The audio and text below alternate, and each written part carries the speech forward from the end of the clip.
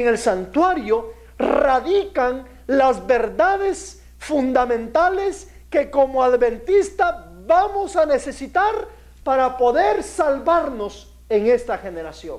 Satanás lo sabe muy bien. Y por eso es que está borrando de la mente de todo adventista la verdad del santuario. Está haciendo que sus predicadores, que los ministros prediquen cualquier otra cosa menos el santuario.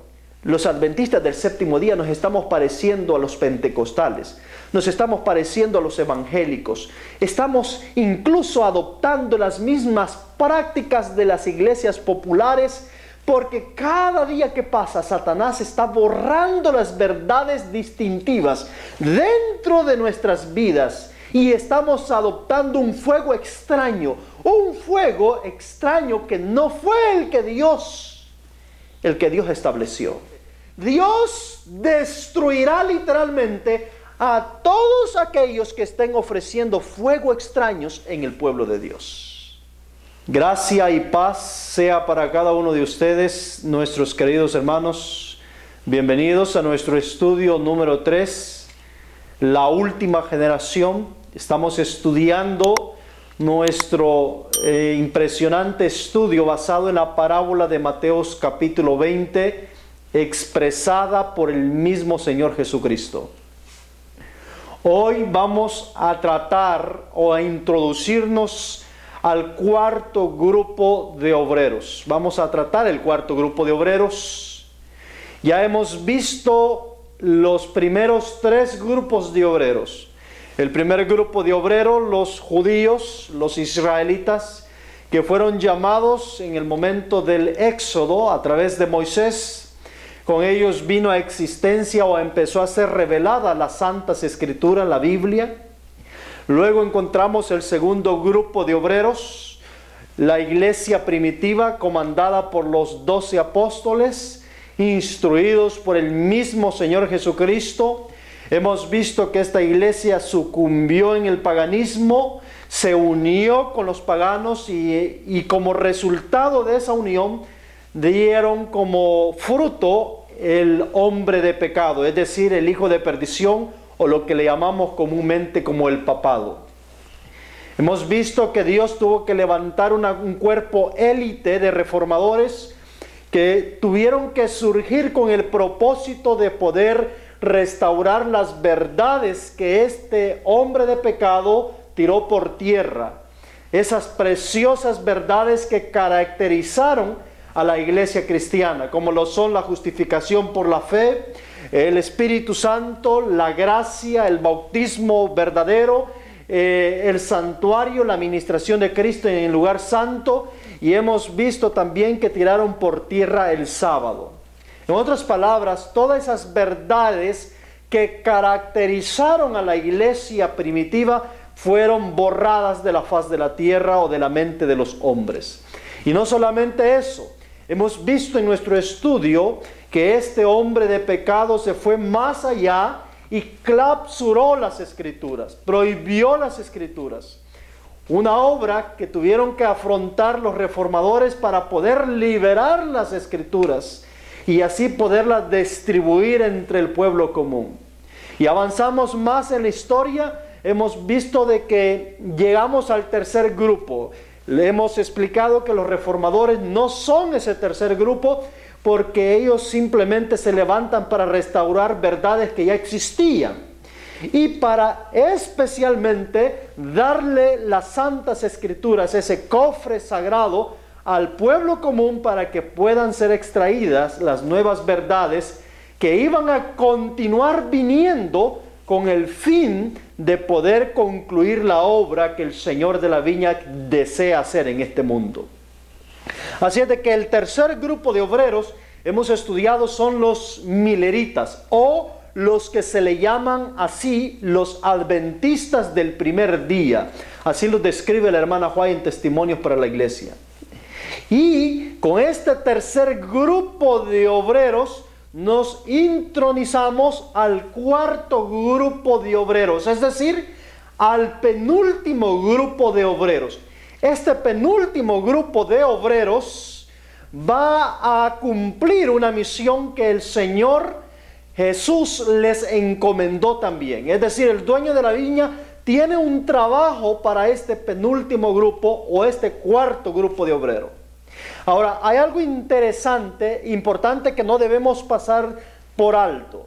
El cuarto grupo de obreros, en el orden normal, en el orden común de la parábola, o en el patrón común de la parábola, debería ser el último grupo de obreros. ¿Por qué razón?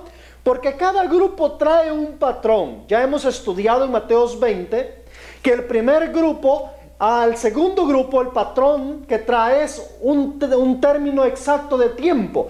Es decir, 3 horas para el primer grupo, 3 horas para el segundo grupo, 3 horas para el tercer grupo, y por ende el cuarto grupo debería tener también 3 horas.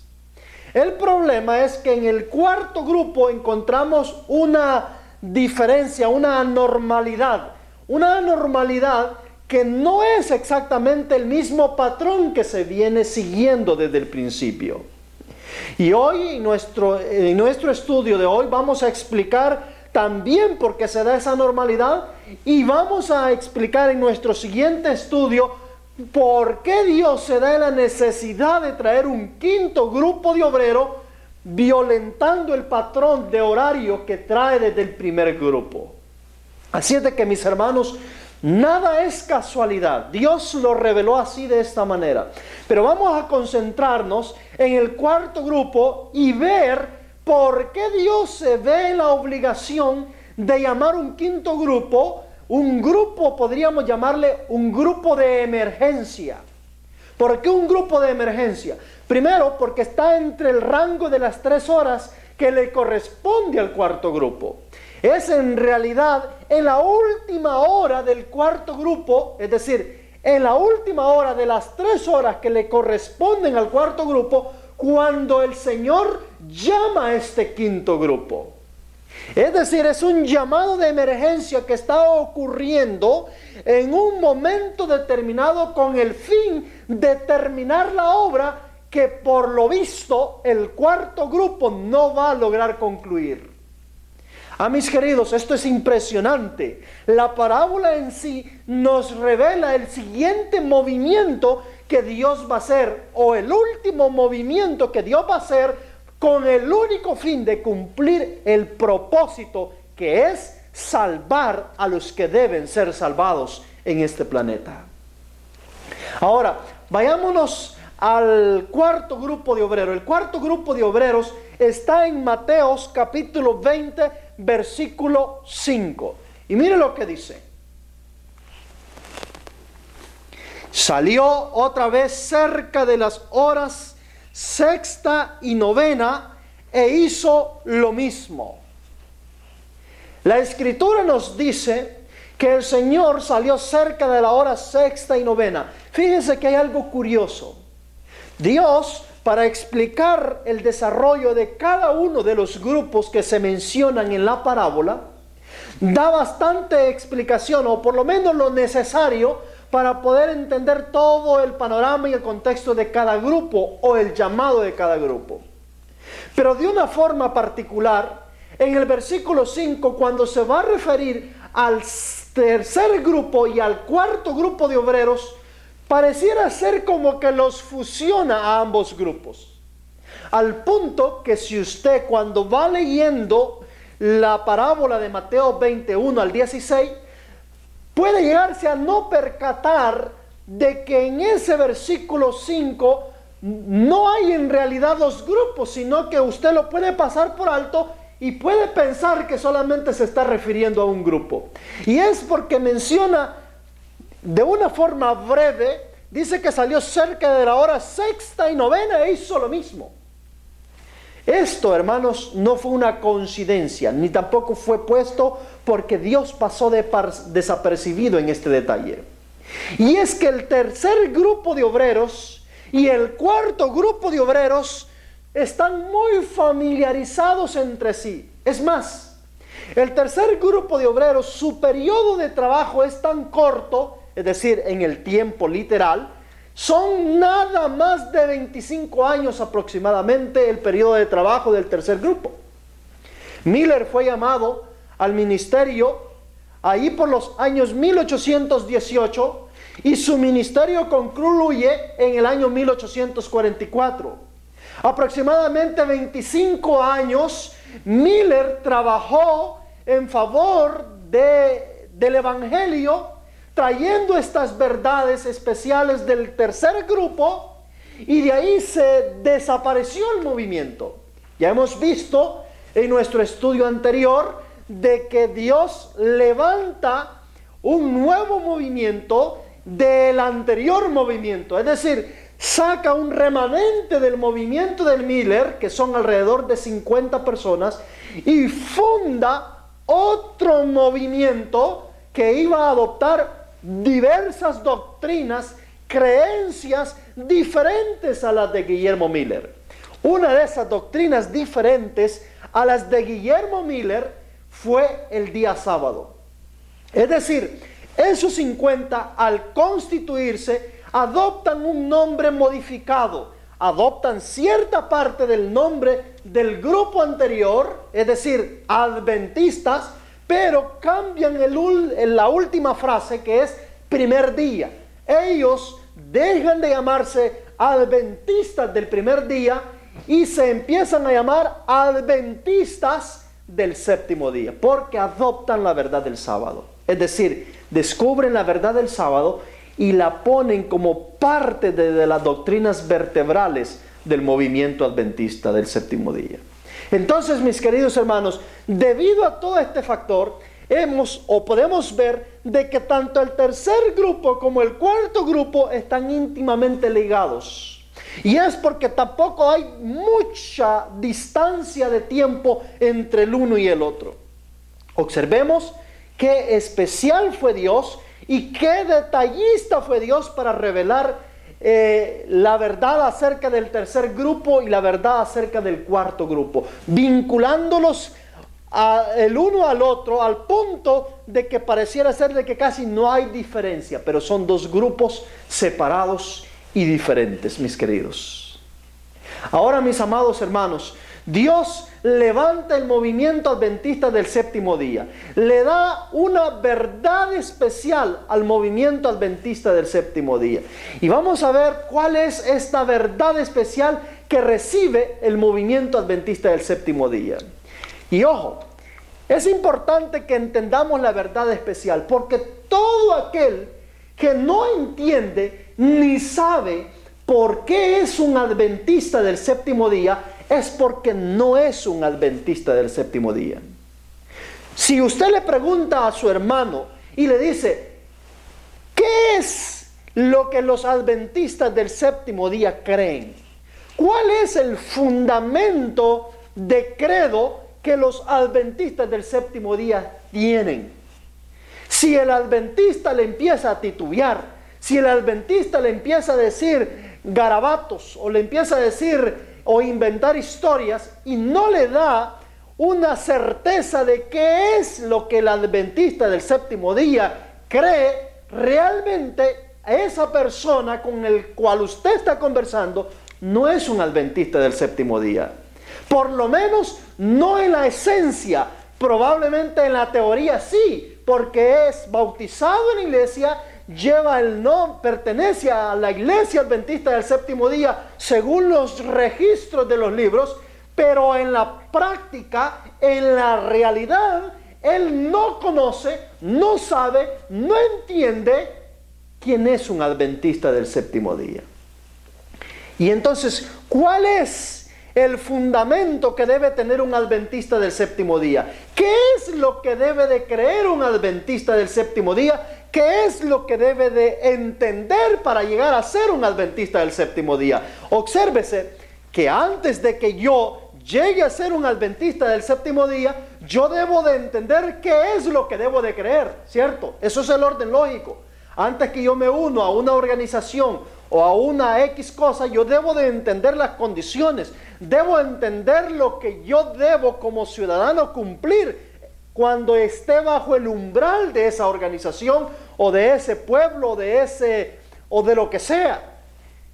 Entonces, cuando yo me convierto al adventismo, me convierto a ser un adventista del séptimo día, yo debo de conocer lo que ellos creen para yo saber si estoy apto o realmente quiero unirme a esa iglesia. Así es de que, mire lo que dice la inspiración. En Cristo en su santuario, página 12. Pongamos atención. El tema del santuario debería ser cuidadosamente examinado, puesto que en él descansa el fundamento de nuestra fe y esperanza. ¿Dónde es que descansa el fundamento y la esperanza del pueblo adventista? Pues descansa en el tema del santuario. Es triste ver hoy en día que usted va a un adventista y le pregunta a ese adventista acerca del santuario, y ese adventista no sabe nada del santuario.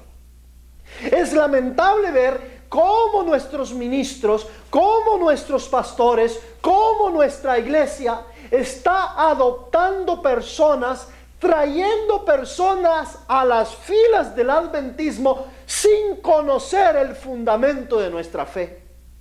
El fundamento de nuestra fe exige que se conozca el santuario, que se conozca la verdad del santuario, pero bajo nuestra óptica revelada. Es decir, bajo la óptica revelada de nuestros tiempos. Porque a lo largo de la historia, el santuario ha jugado un papel importante en el plan de la salvación.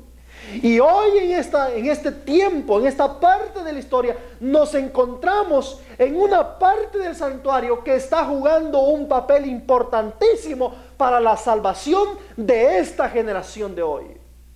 Por eso es que todo adventista que se quiere unir a la iglesia adventista del séptimo día debe conocer nuestro fundamento, debe saber nuestra fe, en qué consiste nuestra esperanza, y es en el santuario celestial. Consiste en la verdad del santuario, en esa preciosa verdad que revela un número de verdades, un sistema de verdades que son útiles, imprescindibles para la salvación de esta generación del pueblo de Dios. Ahí, hermanos queridos, en el santuario radican las verdades fundamentales que como adventista vamos a necesitar para poder salvarnos en esta generación. Y mire lo interesante, Satanás lo sabe muy bien. Y por eso es que está borrando de la mente de todo adventista la verdad del santuario. Está haciendo que sus predicadores, que los ministros prediquen cualquier otra cosa menos el santuario. Porque en el santuario se encuentra registrada la verdad más solemne que caracteriza al pueblo adventista del séptimo día. Dice el Conflicto de los Siglos en la página 419. El asunto del santuario fue la clave que aclaró el misterio del desengaño de 1844. ¿Qué fue la clave para desengañarse del chasco que hubo en 1844 por parte de los mileritas? Fue el santuario. Reveló, ¿qué reveló? Todo un sistema de verdades. Ojo, en el santuario se revela todo un sistema de verdades.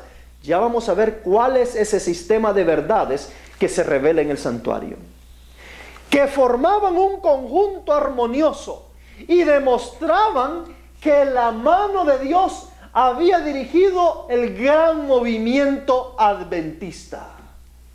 La luz del santuario iluminaba lo pasado, lo presente y lo porvenir.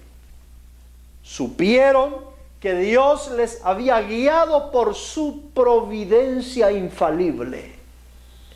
Ah, mis queridos, Satanás está trabajando arduamente para que de los adventistas del séptimo día se borre el santuario.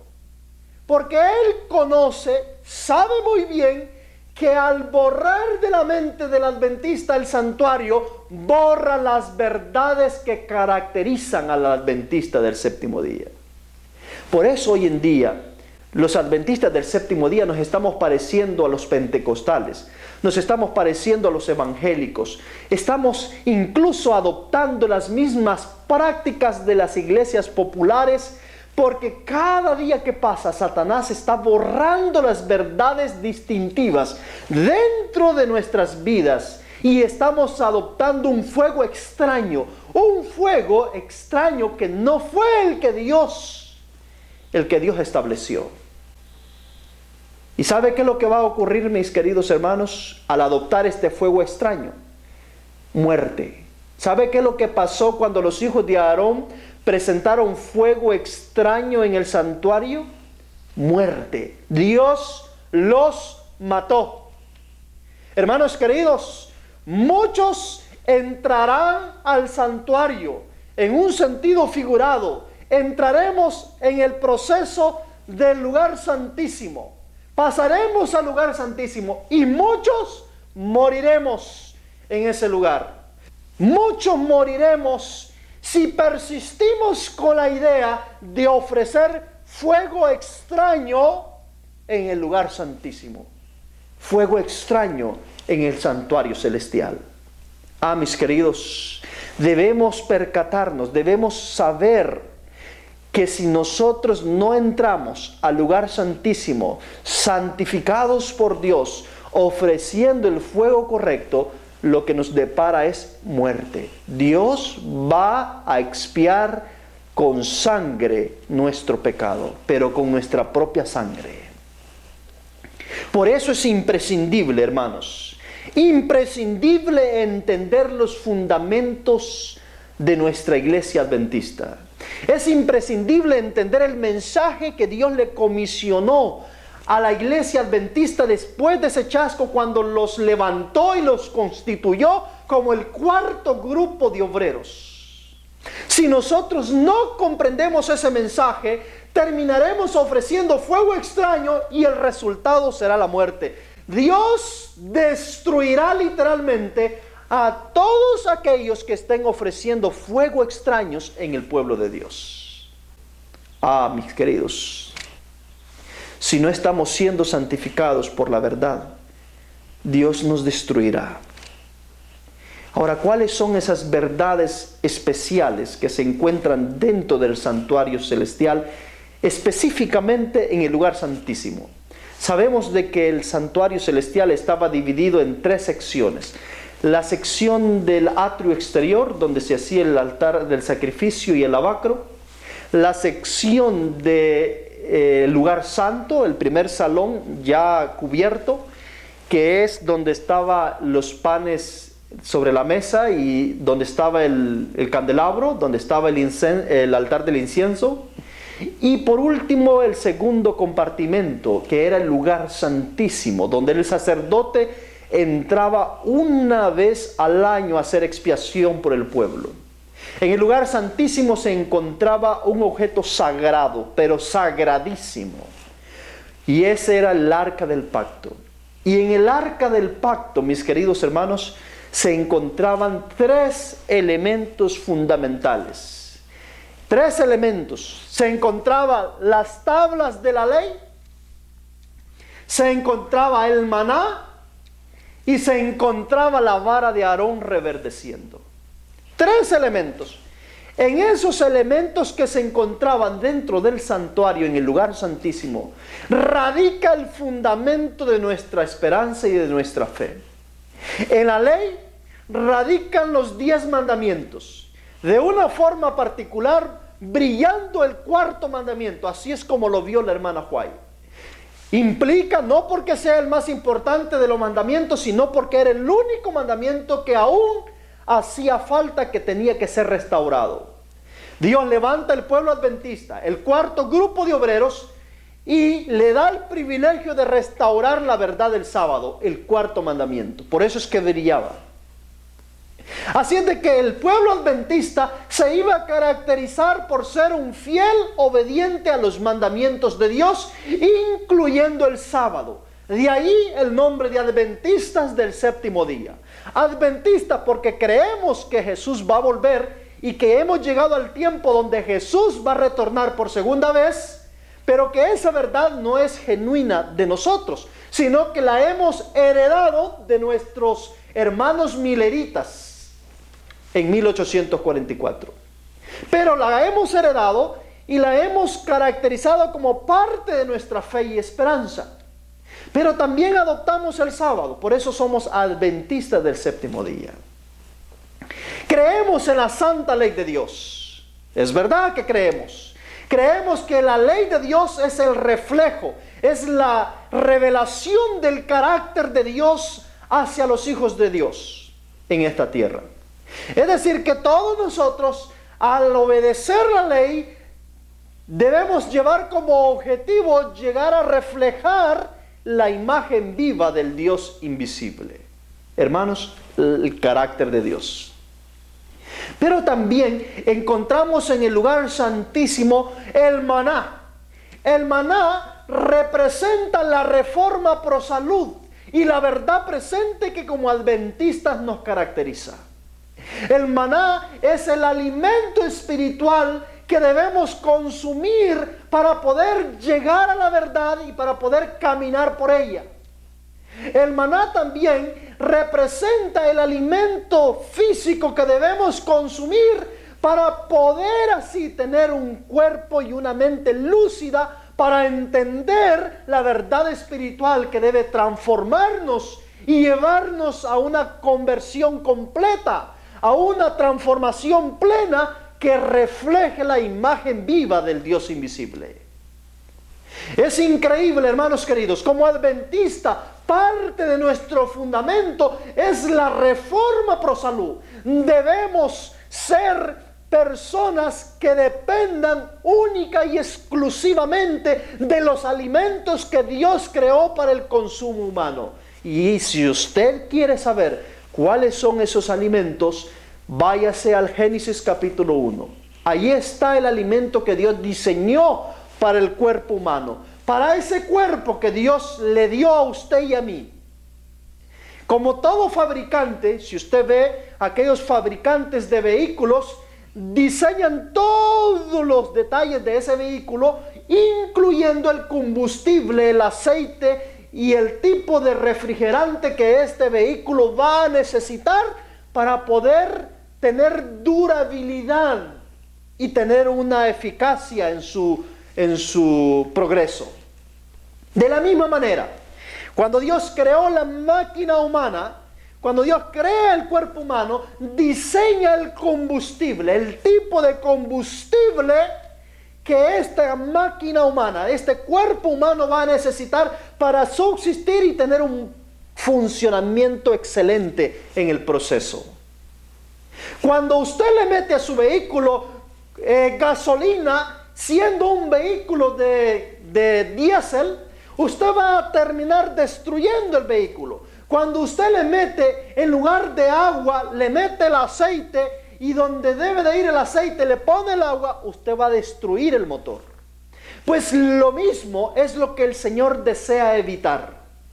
Dios ha dado al ser humano este cuerpo mortal y ha diseñado el tipo de combustible que debe de llevar, y por eso ha establecido un sistema de salud, de régimen alimenticio, un sistema de dieta alimenticia, una reforma pro salud que debemos adoptar, que debemos llevar a nuestra vida práctica si es que queremos salir ilesos. Mis queridos, el maná revela tanto la verdad espiritual presente que nos caracteriza como adventistas del séptimo día, pero también revela la reforma pro salud, el alimento indispensable que necesitamos para nuestros cuerpos si queremos entender esa verdad espiritual. También tenemos la vara de Aarón que reverdece. La vara de Aarón que reverdece representa la justificación por la fe y el juicio. Ustedes saben de que en el libro de Proverbios se nos llama mucho la atención cuando se va a castigar a un hijo con la vara. Si quieres que el hijo no se pierda, si quieres que el hijo se enderece, pues aplícale la vara, dice el libro de Proverbios. Pues la vara es un elemento figurado y representa juicio, representa un mensaje de juicio. Nosotros como adventistas creemos en el mensaje de los tres ángeles, y ese mensaje de los tres ángeles, en resumen, es un mensaje de juicio. Temer a Dios y darle gloria, porque la hora de su juicio ha llegado. Si alguno adora a la bestia y su imagen, éste beberá del vino de la ira de Dios también. Es decir, va a beber del juicio de Dios. Anuncia el juicio sobre Babilonia, el mensaje del segundo ángel. Ha caído Babilonia. Es decir, todo el mensaje que el pueblo adventista tiene es un mensaje de juicio, porque la hora del juicio ha llegado. Algunos hermanos se quejan y dicen, ¿por qué no predican del amor y del amor y del amor? Hermanos queridos, aún en el juicio Dios revela su amor. Es decir, el juicio viene para poder vindicar, para poder justificar el amor incondicional que los fieles han tenido hacia su Creador.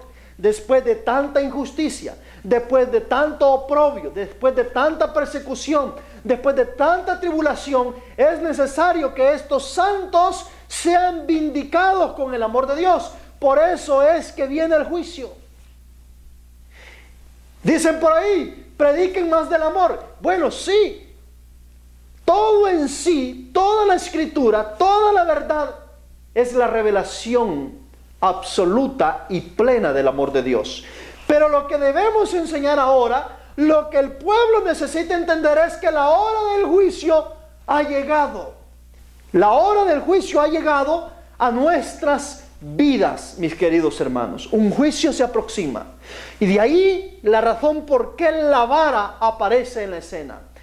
Ahora, la inspiración también nos dice que la vara de Aarón reverdeciendo es la que se encontraba en el lugar santísimo. El hecho que la vara estuviera reverdeciendo es porque este mensaje de juicio, este mensaje de verdad presente, trae como propósito final hacer que en nosotros brille, reverdezca el carácter vivo y la imagen viva del Señor Jesucristo. Por eso es que la vara de Aarón también está en la escena. Ahora, mis hermanos, hay otro fenómeno que no vamos a pasar por alto, y es la Shekinah. Ustedes saben de que una vez al año la Shekinah bajaba al santuario, y especialmente al lugar santísimo. La Shekinah es la gloria de Dios descendiendo sobre el santuario, sobre el lugar santísimo. Por eso es que el sacerdote, si entraba al lugar santísimo sin un pecado confesado, moría. Aquí hay una gran lección. Los que entremos a la escena, es decir, a la atmósfera del lugar santísimo, cuando la gloria de Dios haya descendido, no vamos a sobrevivir si nosotros no hemos confesado nuestros pecados.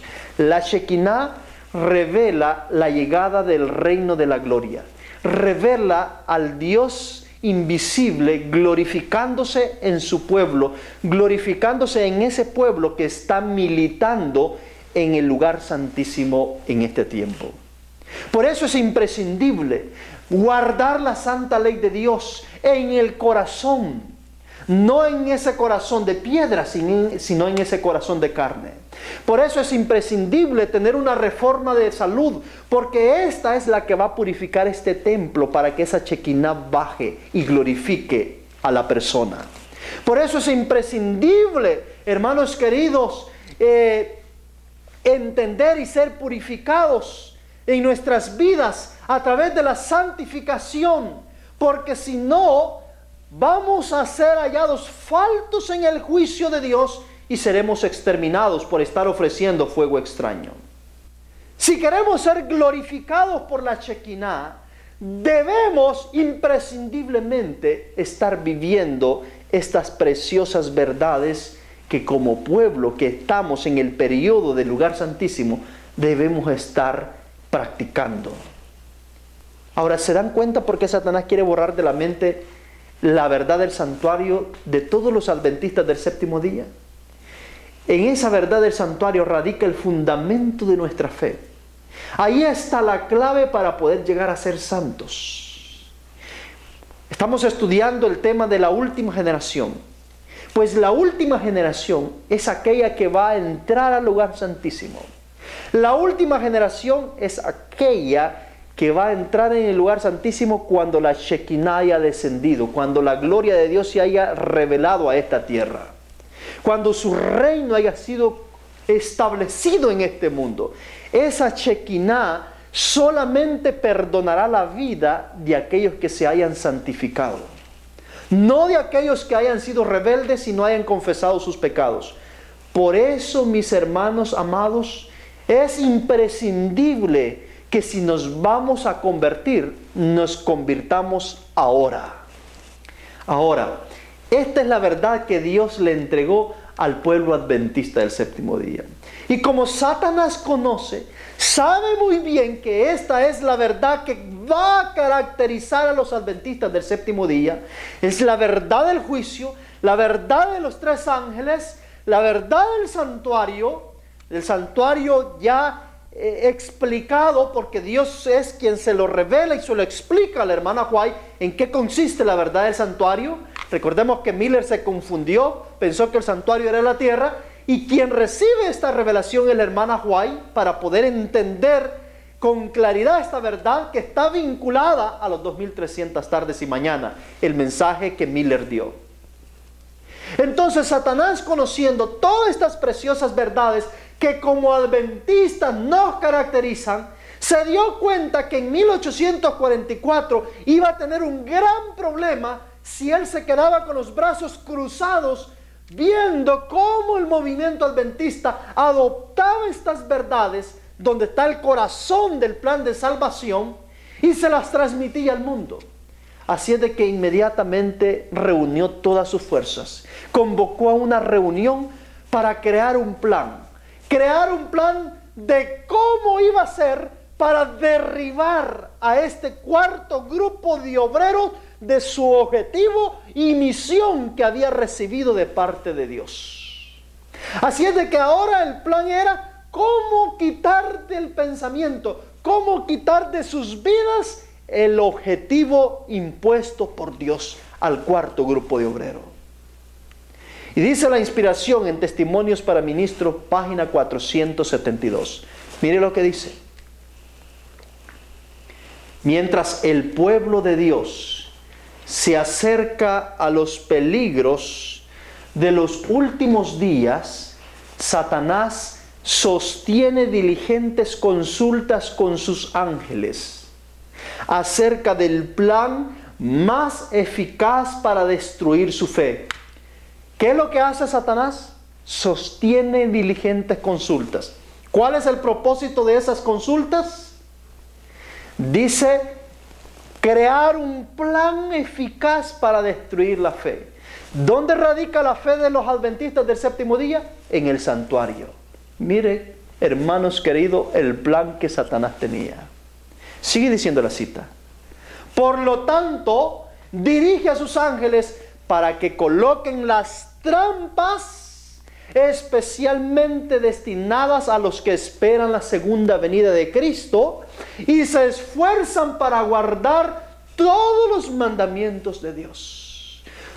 ¿Dónde está el foco de Satanás? Está en la iglesia adventista del séptimo día. Desde 1844, cuando Satanás se percató que el fundamento del adventista era el santuario, a partir de ahí Satanás emprendió una guerra contra el santuario para borrarla de la mente de los adventistas, esta verdad. Y trabajó y ha venido trabajando diligentemente, mis queridos hermanos. Por eso es que hoy vamos a escuchar de una forma con los dedos contados al pastor que está predicando del santuario. Es casi difícil, imposible en algunos casos, escuchar a un pastor predicando del fundamento de los adventistas del séptimo día, predicando del santuario. ¿Sabe por qué? Porque desde 1844 Satanás se reunió con sus ángeles. Y al reunirse con sus ángeles empezaron a crear un plan de contingencia. Y este plan tenía un solo objetivo: destruir la fe de los adventistas. Esa fe que radicaba en el santuario. Así es de que la fe de los adventistas, de este pueblo que guardaba los mandamientos de Dios, tenía que ser derrumbada. ¿Y sabe una cosa, mis queridos? Satanás lo logró. Satanás ha logrado apartar la verdad fundamental que caracteriza a los adventistas del séptimo día. Y entonces, hermanos, las normas, las verdades empezaron a suavizar. Aquellos murales que se habían fundado con el movimiento adventista en sus inicios, que por instrucción de Dios a la hermana White se habían levantado aquellas vallas protectoras, aquellas verdades fundamentales, empezaron a suavizarse. ¿Saben? Esta historia parece conocida. Me parece que el segundo grupo de obreros cometió el mismo error. Los descendientes de los apóstoles, y de esta misma forma, los descendientes de los fundadores del pueblo adventista, y particularmente de la fundadora, la hermana White, hermanos queridos, empezaron a hacer una nueva modificación. Empezaron a modificar algunos aspectos de las creencias, de las verdades adventistas del séptimo día. Y entonces empezaron a suavizar. No, es que estos filtros que hay dentro de la iglesia son muy difíciles de cumplir. Los mundanos tienen que ser traídos a la iglesia. Y así como están, al traerse aquí a la iglesia, nosotros los vamos a convertir, los vamos a encaminar por el camino. Esa es la primera trampa que Satanás tiró. Entonces vamos a empezar a suavizar las verdades. Esas verdades distintivas que como adventistas hemos tenido. Vamos a empezar a hablar más del amor de Dios. Vamos a empezar a hablar más del amor de Jesús hacia nosotros. Y eso van a ser nuestros sermoncitos cada sábado. Hermanos, Satanás se la reingenió de una manera tan estupenda que ha repetido la misma metodología del primer grupo, del segundo grupo y quizás hasta del tercer grupo. Y al reducir las normas, al bajar las normas del pueblo adventista, estos empezaron a ver un objetivo. ¿Y sabe cuál es el objetivo? El mismo del segundo grupo de obreros. Empezaron a darse cuenta que necesitaban crecer. El amor de Jesús debe llegar a todos lados. El amor de Dios debe ser conocido por todos los hombres. Vamos a rebajar las normas. Y vamos a llevar el amor de Dios para que la gente lo conozca. Y muchas personas puedan entrar a nuestra iglesia. Y podamos así salvar a las almas que se están perdiendo por Satanás. A través del amor. Un amor ficticio. Yo no estoy nada en contra del amor de Dios. Yo sé que a Dios me ama. Sé que a Dios ama a todo el mundo. Pero sé también que la única manera de Dios poder salvar a la humanidad es a través del amor hacia la verdad. El amor a la verdad es la única manera para que el hombre pueda conocer a Jesús y pueda venir a Él. Yo no puedo saltarme la verdad y llevarlo solamente al amor de Jesús, porque entonces caigo en un amor ficticio. Solamente el amor a la verdad que yo recibo. ¿Cuál es la verdad del adventista del séptimo día? El santuario. La verdad, todo ese sistema de verdades que están en el santuario, esa es la verdad que me va a llevar a mí a amar a Dios. No me lo puedo llevar por otro lado, por otra dirección o poner otro puente que no es el que Dios ha establecido. Pero cuando el hombre quita la verdad porque no cree que la verdad sea imprescindible y lo tira de una sola vez al amor de Dios, entonces el hombre va a entender un amor que no es el amor de Dios. Porque hay dos tipos de amor en este mundo. Está el amor presuntuoso, el amor ficticio, y está el amor verdadero. Y el amor verdadero tiene que ver mucho con la obediencia. Si me amáis, guardad mis mandamientos. Hermanos, cuando Satanás quita el amor a la verdad y pone directamente el amor a Dios sin tener que cruzar la verdad, entonces Satanás empieza a bajar normas. Ya empiezan las teologías libertinas a decir, no, lo que Dios ve es el corazón. Lo que Dios ve es lo que hay internamente. Entonces, si es verdad, es que están diciendo una verdad con eso. Dios ve el corazón. Dios ve lo que hay en nuestro corazón. Si yo soy pervertido, sensualista, si yo soy pagano y mundano, Dios ve que mi corazón está mundanalizado. Eso es lo que Dios ve, que necesita ser regenerado y que necesita ser convertido si quiero habitar con Dios por la eternidad. De lo contrario, voy a perecer, con mucho amor que tenga. Hermanos, Satanás trabajó diligentemente. Y vamos a ver en el conflicto de los siglos, en la página 435. Esta cita que voy a leer está en contexto de las otras citas que hemos leído en relación al segundo grupo, cuando estos rebajaron las normas. Los hijos de los padres apostólicos rebajan las normas para atraer un montón de convertidos. Y entonces la hermana White describe esta cita que vamos a leer, pero ya no en contexto de este grupo de obreros, sino en contexto de la iglesia de Dios hoy. Y miren lo que dice en la página 435 del conflicto de los siglos. Una ola de mundanalidad invade la iglesia, trayendo consigo sus costumbres, sus prácticas y sus ídolos. Ay, hasta qué grado esa amistad del mundo, que es enemistad contra Dios. Y ahora no se refiere a la iglesia del antiguo tiempo, se refiere a la iglesia de Dios hoy. Dice, una ola de mundanalidad invade la iglesia. Hay un maremoto de mundanalidad en la iglesia adventista, mis hermanos. En el tiempo de ella era una ola que venía, pero en nuestro tiempo es un maremoto que ha ahogado e inundado la iglesia entera. Un maremoto de mundanalidad invadiendo cada rincón de nuestra iglesia. Este es el resultado del plan de Satanás que tiró a andar sobre la iglesia adventista.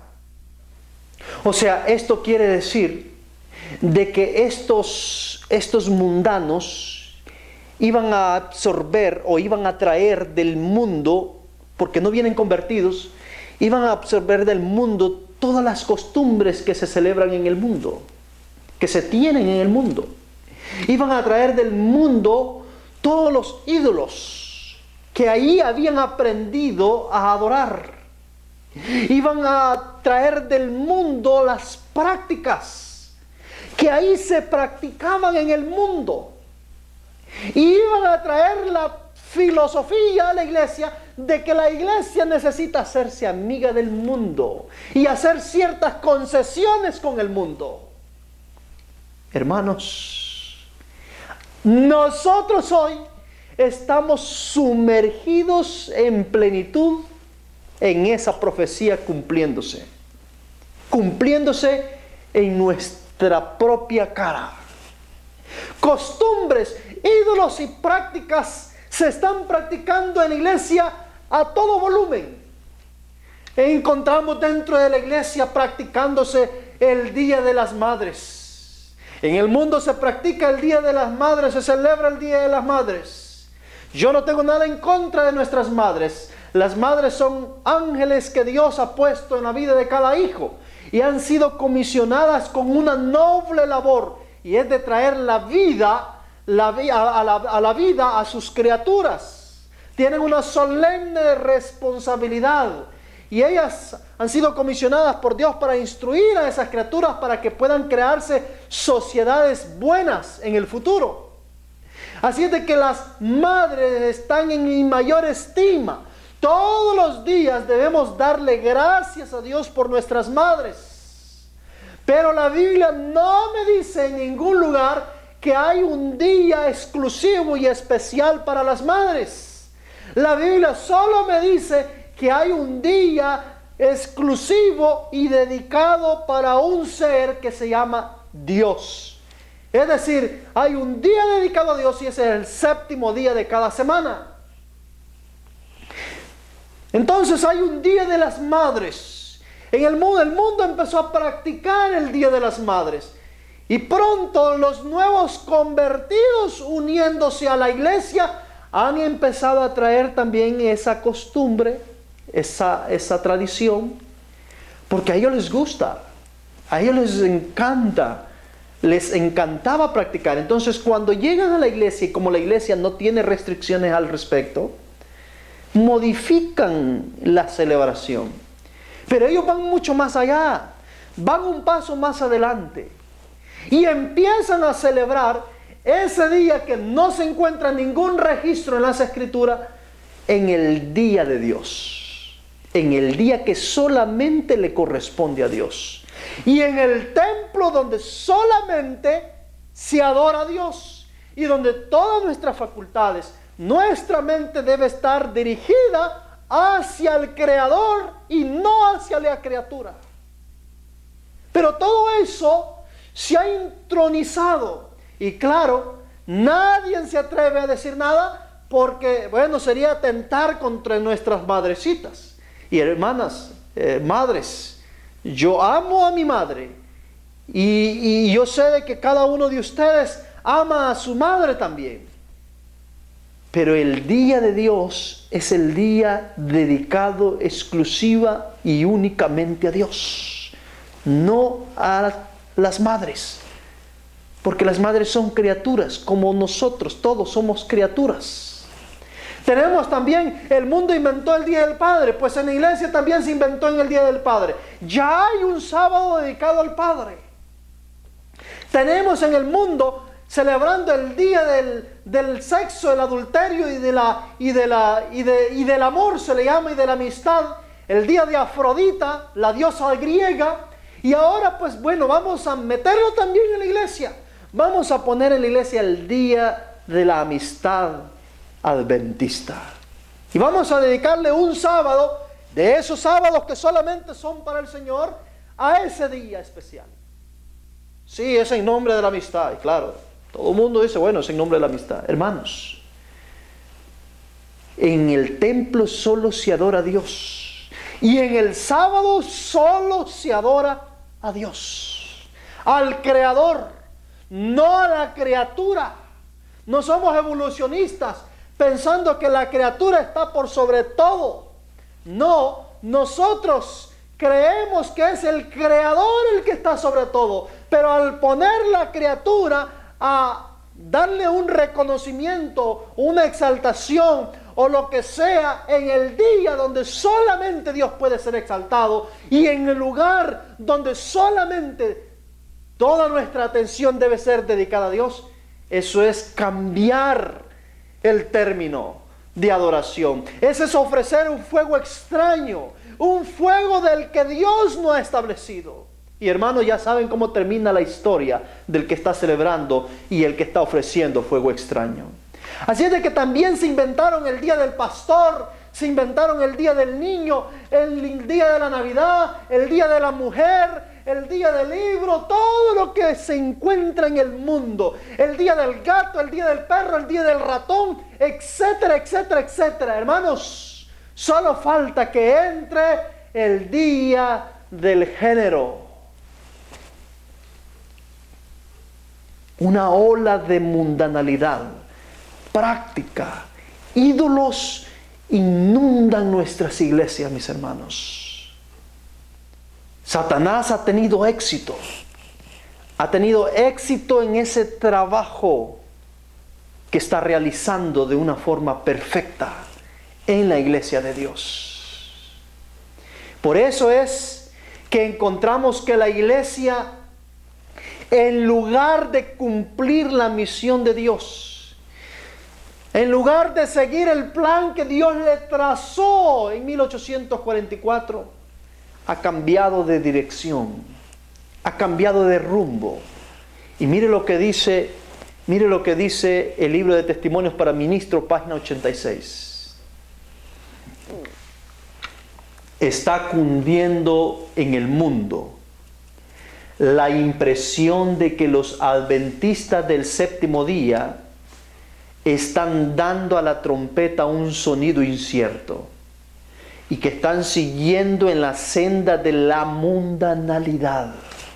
¿Sabe cuál es la percepción del mundo? La percepción del mundo es que los adventistas del séptimo día están siguiendo la senda de la mundanalidad. Están siguiendo el ejemplo del mundo. Están practicando lo que el mundo practica. ¿Sabe usted por qué muchos mundanos no se hacen adventistas? Ahora, para hacer que alguien se haga adventista hay que regalarle chocolate, hay que regalarle caramelos, una Biblia, un libro, hacerle un regalo especial y convencerlo y enamorarlo y bajarle el cielo y la tierra para que se haga un adventista. Y se hace adventista quizás para no hacer sentir mal al hermano. ¿Sabe por qué? Porque el mundano no ve la diferencia entre el mundano y el adventista. El mundano no ve la razón para llegar a ser un adventista, si el adventista está igual o peor que el mundano. Esa es la impresión que el mundo tiene. La impresión es que el adventista es tan mundano como ellos, porque están siguiendo la senda de la mundanalidad. Están practicando la senda de la mundanalidad. Vea usted un adventista en la calle a ver si lo logra reconocer. Mire el vestuario de un adventista y el vestuario de un mundano. A veces es peor el vestuario del adventista que el del mundano. Vea cómo come un adventista y vea cómo come un mundano. A veces son más saludables los mundanos. A veces el vegetariano es el mundano, el vegano es el mundano y el adventista un gran comelón de carne. Hermanos, es terrible. El mundano no ve la diferencia. Prefieren mejor ser seguidores de la naturaleza, hacerse vegetarianos sin tener que ver con la religión. Cuando es el pueblo adventista el que se le entregó esa preciosa verdad. Están siguiendo la senda de la mundanalidad, exaltando a la criatura en lugar del Creador. Las modas están tomando el control de nuestras iglesias. Hay un desfile de moda cada sábado. Nuestras hermanas, a quien modela de la mejor manera, a quien enseña más el cuerpo. Es terrible, hermano. Es terrible, y todo esto está ocurriendo en la misma iglesia de Dios. Cada sábado nos vamos a encontrar con un espectáculo en el templo de Dios donde se supone que se adora a Dios. Aún los ángeles, dice, cuando están delante de la presencia de Dios, tapan su rostro, pero nosotros nos desnudamos. La inmoralidad en la iglesia está fuera de control. Esos vestuarios indecorosos que promueven la desnudez, desenfrenamiento, un espíritu desenfrenado en el apetito, la reforma por salud tirada por tierra. Todo esto, hermano, indica que la iglesia está siguiendo la mundanalidad. La adoración con música satánica en todo su esplendor, balada, rock, cantos de romanticismo, sensualidad en la iglesia, entre muchas otras. Incluso iglesias discotecas, promoviendo un espíritu satánico dentro del templo de Dios. Y aún con todo eso nos decimos el pueblo de Dios llamados a hacer luz al mundo. Una profanación abierta del sábado. El adventista ya no respeta ni las primeras 2 horas de adoración del sábado por la mañana. Ya no le importa, hay una irreverencia sin precedente, desenfrenada, haciendo negocios y ventas de literatura en los templos adventistas, entre muchos otros más, vendiendo boletos de entrada a conciertos, promoviendo negocios de la iglesia, que puede ser que sea de índole religiosa, pero no todo tiene su lugar en el sábado. Ah, mis queridos hermanos, ¿hasta cuándo? ¿Hasta cuándo el pueblo adventista seguirá ofreciendo fuego extraño en el templo de Dios? Acabaremos muertos a esta dirección que vamos. Aún con todo esto, con todas estas abominaciones, con todos estos pecados, decimos ser el pueblo de Dios, que debemos llevarle la salvación al mundo. Ah, mis queridos, estamos autoengañados. Estamos autoengañados. La iglesia cambió de dirección. No es Cristo quien la va conduciendo. No es Cristo quien la va dirigiendo. Es el otro. No lo digo yo, lo dice la sierva de Dios. Leámoslo en Servicio Cristiano, página 49. Miren lo que dice, póngale atención a esta cita. Me lleno de tristeza cuando pienso en nuestra condición como pueblo. La iglesia ha dejado de seguir en pos de Cristo su líder y está volviéndose firmemente hacia Egipto. La duda y hasta el descreimiento de los testimonios del Espíritu de Dios están leudando nuestras iglesias por doquier. Dice que la iglesia ha dejado de seguir en pos de Cristo. Hermanos, si no va en pos de Cristo, ¿en pos de quién va? Solo hay dos líderes en este conflicto. Uno es Cristo, que es el que lleva la vida, y otro es Satanás, que lleva la muerte. Si la iglesia ha dejado de seguir en pos de Cristo, pues va en pos de Satanás. Que no le dé miedo decirlo, va en pos del archienemigo del cielo. Entonces estamos haciendo lo que Satanás quiere, estamos adorando como Satanás quiere, estamos yendo a la casa de adoración como Satanás quiere, no como Cristo quiere. Y dice que una de las señales de que la iglesia ha dejado de seguir a Cristo su líder se encuentra en la duda y la incredulidad que embarga, que inunda al pueblo de Dios. ¿Sabe sobre qué? Sobre el espíritu de los testimonios de profecía que Dios ha revelado a esta iglesia. Ustedes saben que la iglesia adventista fue levantada y dirigida por un profeta. Y este profeta dejó los testimonios inspirados de Dios. Pues bien, sabe, la iglesia, una de las señales que la iglesia va a dar para demostrar que va siendo dirigida por otro y ya no por Dios, es que va a empezar a poner dudas sobre los testimonios del espíritu de profecía, sobre los testimonios del Espíritu de Dios revelándonos la verdad como iglesia. Es increíble, hermano. Es increíble cómo la iglesia de Dios ha cambiado de dirección.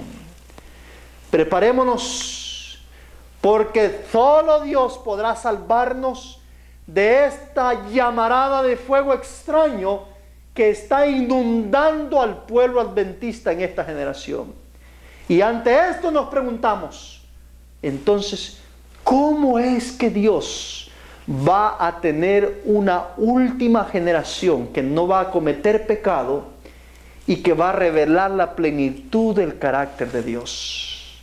En nuestro próximo estudio vamos a ver cómo de todo este desastre, de toda esta corrupción y mundanalidad donde el diablo nos ha metido, Dios va a sacar, va a levantar, va a sellar a un grupo selecto. Vamos a ver en nuestro próximo estudio cómo lo va a hacer, cuándo lo va a hacer y quiénes son estos que van a ser llamados por Dios. Queridos, no se pierda nuestro próximo estudio. No se pierda la última generación, aquellos últimos obreros que son llamados en un momento determinado de emergencia para que cumplan una obra que ningún otro grupo ha hecho en la historia. Que Dios nos bendiga, que Dios nos dé paz y nos dé sabiduría para poder liberarnos, salir de esta condición en la cual hemos caído.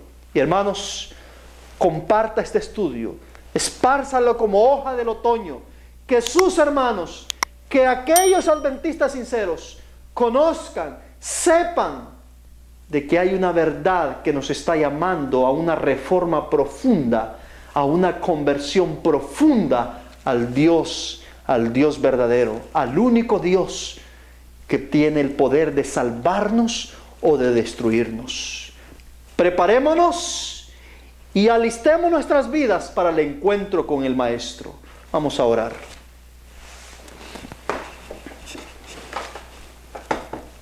Querido Padre Celestial, bendito Señor sea su nombre. Bendice a su pueblo, Dios. Ayúdanos, prepáranos, denos la fuerza de su Santo Espíritu. Ayúdenos, oh Dios, a vencer el pecado, a salir de esta condición deplorable en la cual hemos caído. Que el Espíritu de verdad, aquel que es el único que puede convencernos de pecado, pueda ayudarnos, oh Dios, a entender el solemne tiempo en el cual vivimos. Quédese con nosotros, Padre eterno, en el nombre de Jesús. Amén.